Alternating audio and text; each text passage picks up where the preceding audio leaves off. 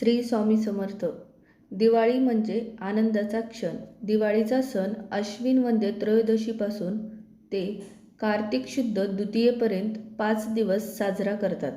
त्यात वसुबारस, धनत्रयोदशी, नरक चतुर्दशी, लक्ष्मीपूजन, बलिप्रतिपदा म्हणजेच पाडवा आणि भाऊबीज अशा 5 वेगवेगळ्या सणांचा समावेश झालेला आहे. दिवाळीचा पहिला दिवस म्हणजेच धनत्रयोदशी. आश्विन कृत त्रयोदशी या दिवसाला धनतेरस असेही म्हणतात. या दिवसाचे आणखी एक वैशिष्ट्य म्हणजेच संध्याकाळी दक्षिणेकडे कणकेचा एक दिवा लावतात. त्याला यमदीपदान असे म्हणतात.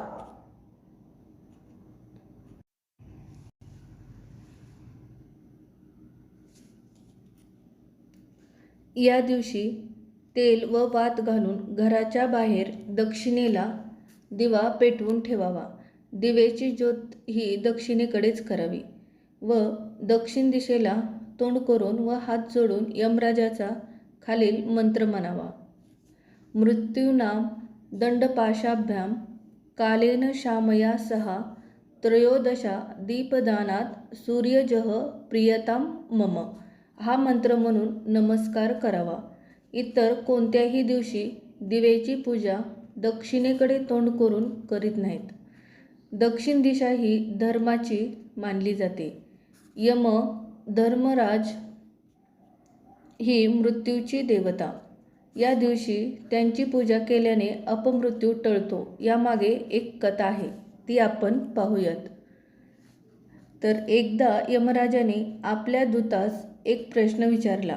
काय रे, आजपर्यंत तुम्ही अनेक लोकांचे प्राण हरण केले आहेत, पण हे करत असताना असा एखादा प्रसंग घडला का की ज्यामुळे तुम्हाला वाईट वाटले, तुम्हालाही दुःख झाले? थोडा विचार करून दूतांनी उत्तर दिले, आठवतो, असा एक प्रसंग आम्हाला आठवतो. धर्मराज म्हणाले, सांग बरं.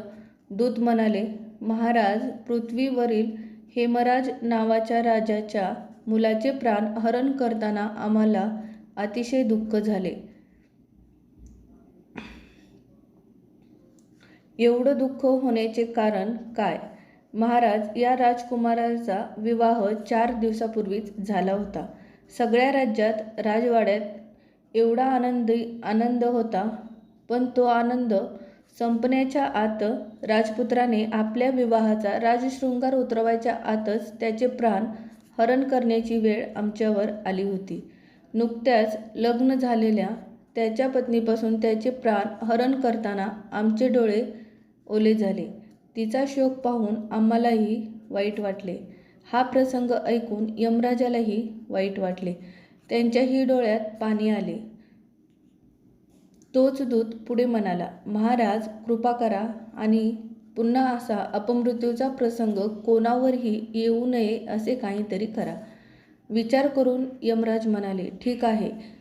जे लोक या त्रयोदशीला मला दीपदान देतील आणि आजपासून पुढे 5 दिवस दीपोत्सव साजरा करतील, त्यांच्यावर असा अपमृत्यूचा प्रसंग येणार नाही.